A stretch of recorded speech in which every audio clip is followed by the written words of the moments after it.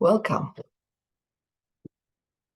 It is mid of June, and you can see I'm really packed warm because up here in the mountains it is still really cold.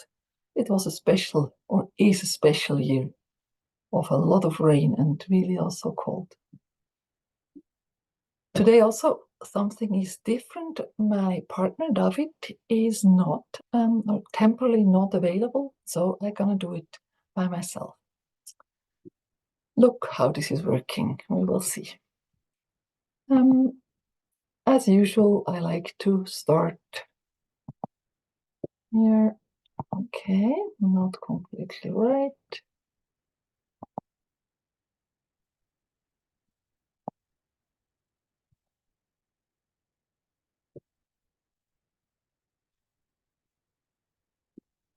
And before we read the verses, I like to ask you to make your own motivation for this session.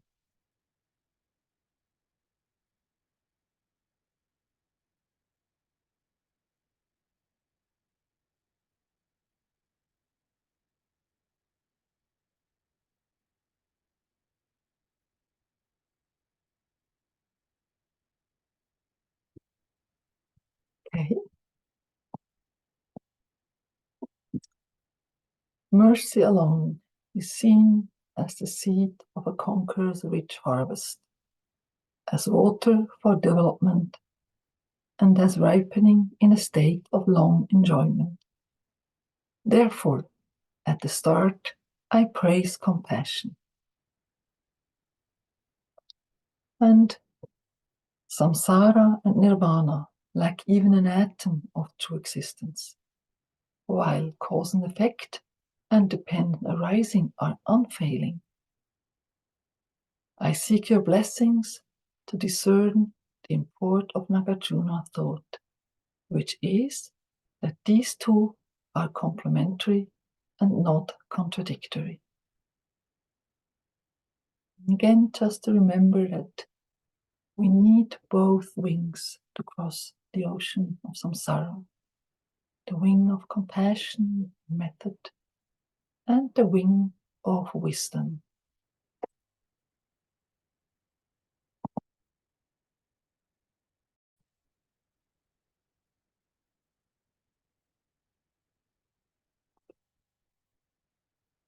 Just briefly again where we are at the moment. We are in the extensive explanation of the good qualities that are characterizing these grounds, and we are on the first ground. And we heard about the good qualities that outshine and that beautify one's own continuum, and the qualities that outshine others. And here we are still in the context of this, an explanation of the meaning established by these teachings. Last time we heard the selflessness of person and selflessness of phenomena, how they are posited by the lower schools and by Prasangika, and the difference of them. And then we started to show the different reasons to prove the two uncommon tenets of the Prasangika. Namely, one is that all three lineage bearers have the realization of emptiness of phenomena. And the second one, grasping for true existence, the selflessness of phenomena, is an afflictive obscuration. And today, now we go on here in the sources that prove this, different kind of sources. Okay?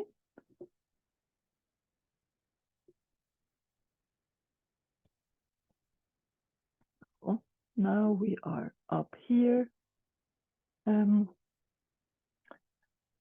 sources of the Mahayana sutras and sources of the Hinayana sutras, and also different treatises that prove this.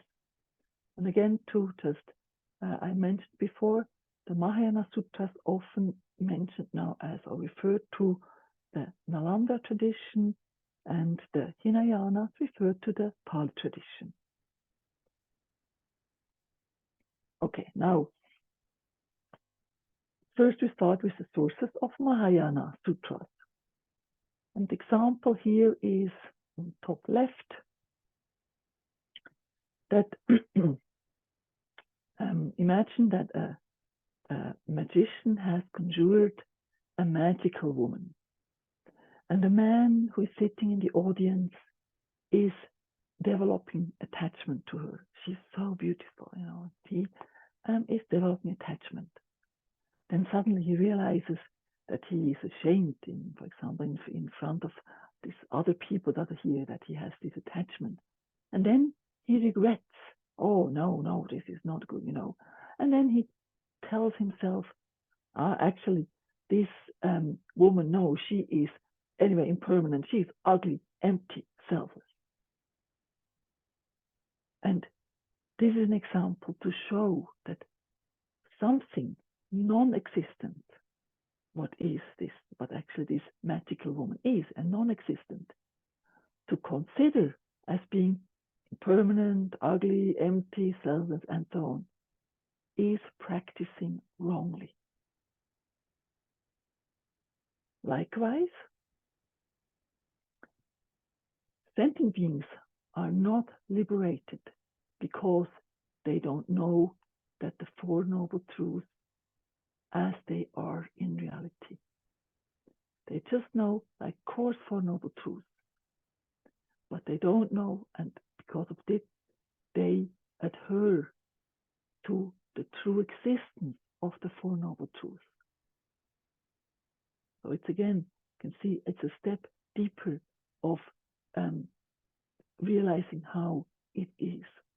So it's not just that the Four Noble Truths exist, you know, but they're actually empty of inherent existence as anything else. Buddha says,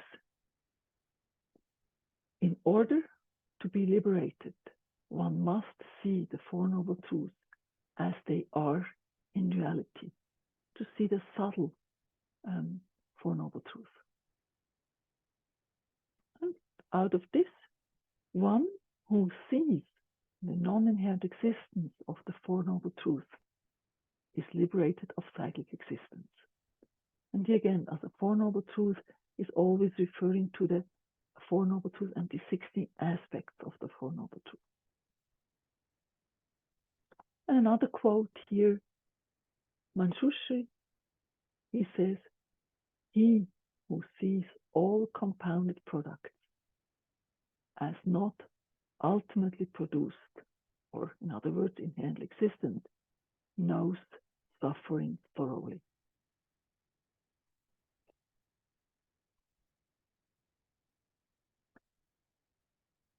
In the middle here, the seeds of the affliction cannot be abandoned through a path of only the 16 aspects of the Four Noble Truths, impermanent, suffering, and so on.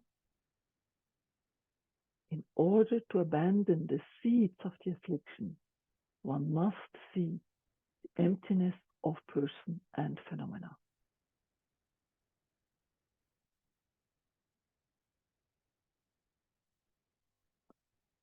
And this, again, as I mentioned, I will mention again, that this is proving that hearers and solitary risers have the cognition or realization of non-inherent existence of phenomena. They also do have. And the quotes that are used here are from, example, the Adyashava Sutra, or Diamond Cutter Sutra, the Prasangika Sutra, or the Perfection of Wisdom Sutra. So therefore, here again we see the one reddish brown color. This is the first of the tenets. Hearer and solitary riser Arhats have the realization of emptiness of phenomena. But now we go on. There are many more reasonings and quotes coming in to prove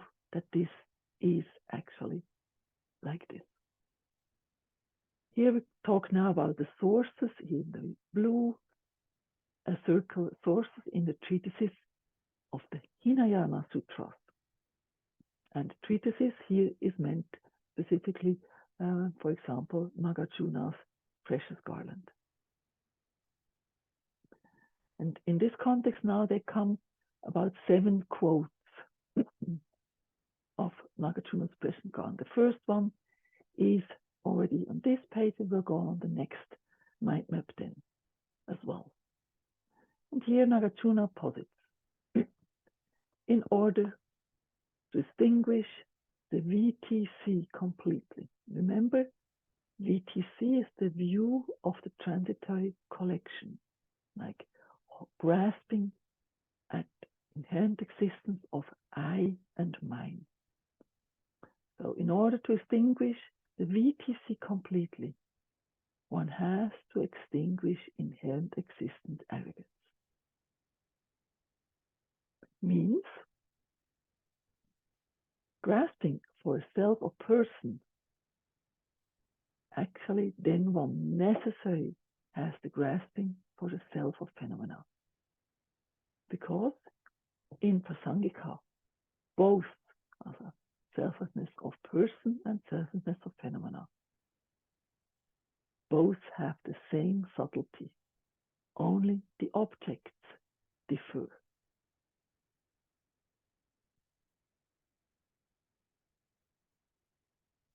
And the side remark here is the order of ignorance, how like they come about, the grasping, the conception of self of phenomena, conception of self of person. So in order of ignorance, first the conception of self of phenomena arises. And you might remember what we had previously when I was explaining this, how we wake up in the morning and what the first moment that happens. Grasp, the conception of self of phenomena arises. And then just afterwards, the conception of self of person. And then there is order of wisdom is just the opposite. It is first to realize the selflessness of person, and then the realization of selflessness of phenomena.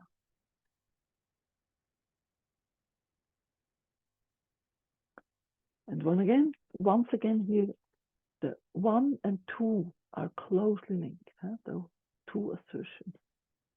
Grasping for selflessness of phenomena is afflictive abstraction, the second one, and up here we had the first one.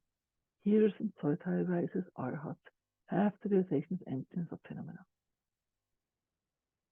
And to prove this more, we have 7 quotes to refute the Svatantrika that take Nagarjuna as a proof for their system of treatises. And we prove that their understanding is not correct. Okay? Now, there is a lot on this page. Again, connected to the first quote. There is here is a quote from Nagarjuna's Precious Garland. And there it is written, as long as the aggregates are misconceived, so long is there the misconception of an I. When this conception of an I exists, there is action which results in birth. And as you can see here on the left side to this first quote, this is closely connected, or the meaning of it is the 12 links.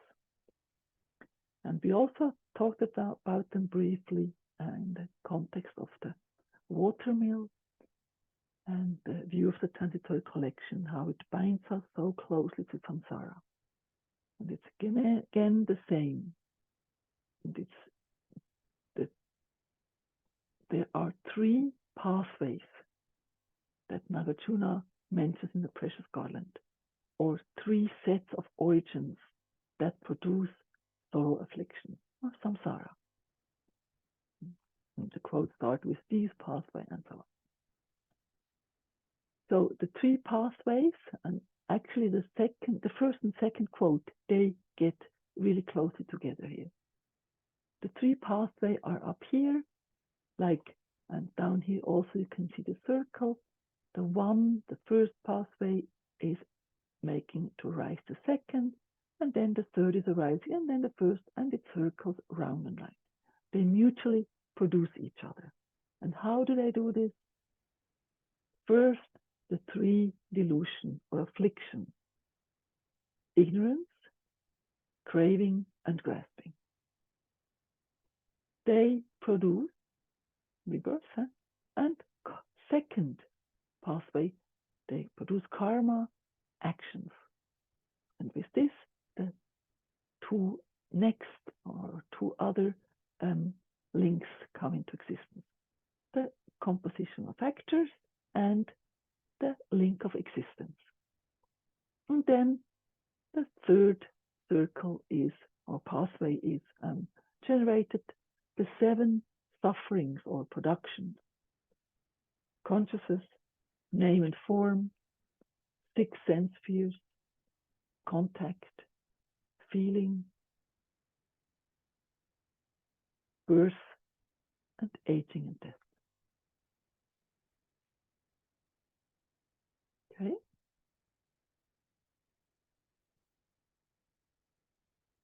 Now we come to the third quote. Again, it's a quote from Nagarjuna. Knowing thus truly and correctly that animate beings are unreal, not being subject and without grasping, one passes from pain like a fire without its cause.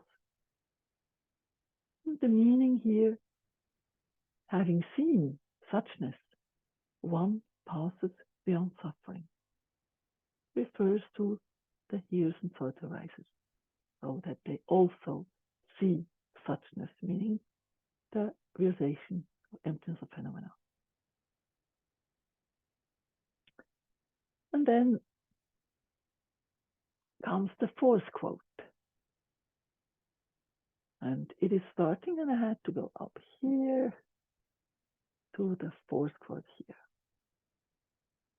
Bodhisattvas also, who have seen it thus, seek perfect enlightenment with certainty. They maintain a continuity of existence until enlightenment only through their compassion.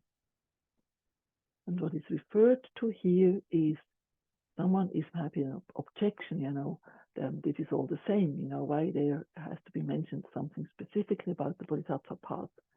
And the quote here shows that actually the difference from the Bodhisattvas to the hearers and solitary risers is they differ only through their compassion. Again, would be a proof that the realization of emptiness is the same. So then comes the fifth quote.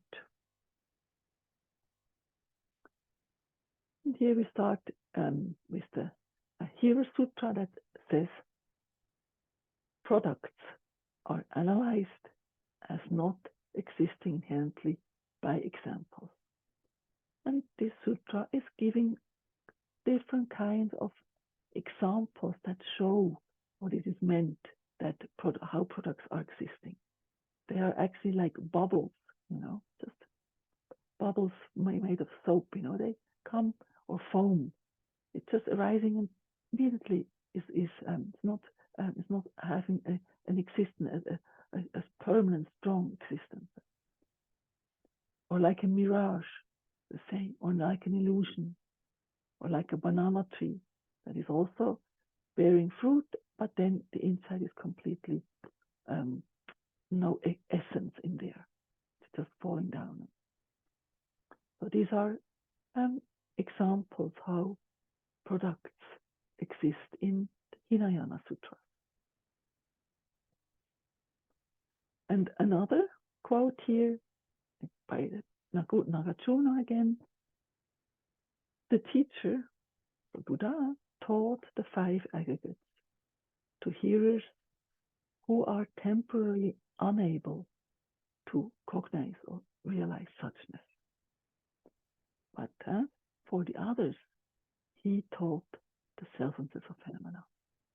So it was only for some hearers, or so it arises, Buddha taught that the five aggregates do exist, but not the ones that are just temporarily unable to cognize suchness. And then with this is the fifth quote. I didn't mention it, the whole one here. It's just the essence is those who know not emptiness are not basis for liberation. So emptiness needs to be known. And all this again are reasons that hearers and thought arisers do have the revelation of emptiness of phenomena. And here the word some is that there are some exceptions that hearers who are not yet able to cognize suchness. Okay, then we have the sixth quote.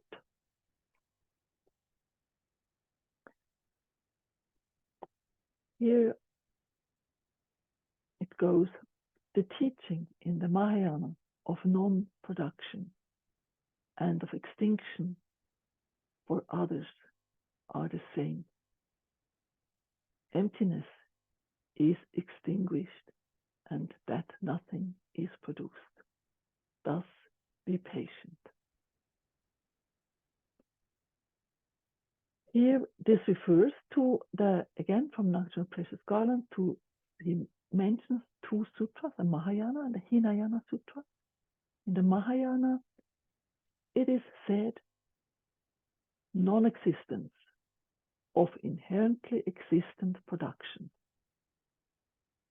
Or, in other words, a cessation in the sense of an absence of inherent existent production. Means the same thing like what is written in the Hinayana Sutras, extinguishment of products, or in other words, cessation of suffering in the sense of a primordial extinguishment. It means exactly the same.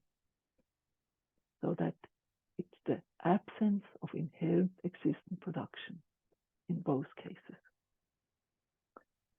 This quote from the Uttara Tantra, extinguishment is not caused by means of an antidote. It is so called because of primordial extinguishment, meaning the deepest sense or nature of reality, the lack of inherent existence. Or other words here means also afflictions were always empty of inherent existence from the beginning.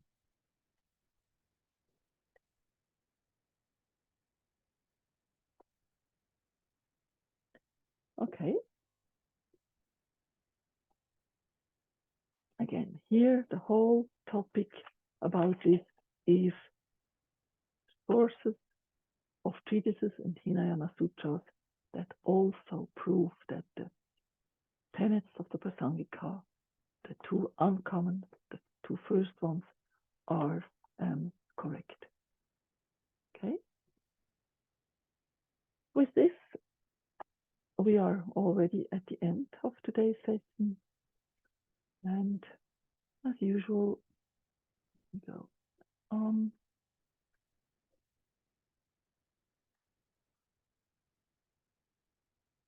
Let's reflect again, dedicate our merit. Whatever small merit we generated through listening, sharing, reflecting on this topic, we dedicate for our own developing of great compassion and the wisdom realizing emptiness and all qualities, with the only wish to be able to guide all sentient beings once, to be able to experience love and compassion, the wisdom realizing emptiness, and all good qualities in their lives. And still, specifically these days, that all the suffering and the wars in the world may stop immediately.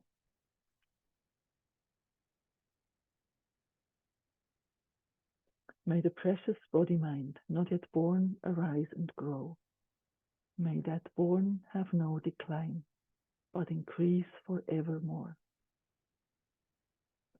In this land encircled by snow mountains, you are the source of all happiness and good. All-powerful Tenresi Tenzin Gyatso, please remain until samsara ends. As long as space remains, and as long as sentient beings remain, may I too remain to dispel the miseries of the world.